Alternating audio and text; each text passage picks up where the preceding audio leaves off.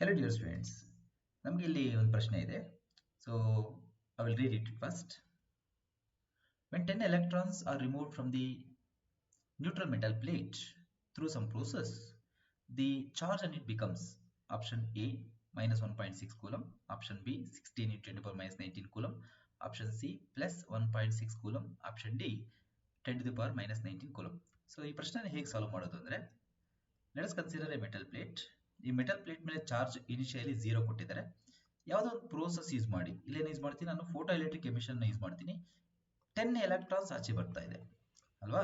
So if 10 electrons are coming out, ಏನಾಗುತ್ತೆ, ಈ metal plate ಮೇಲೆ ಪಾಸಿಟಿವಿಟಿಯನ್ನು ಕ್ರಿಯೇಟ್ ಮಾಡುತ್ತೆ. Because electrons are coming out, negativity is coming out, so it creates positivity on the metal.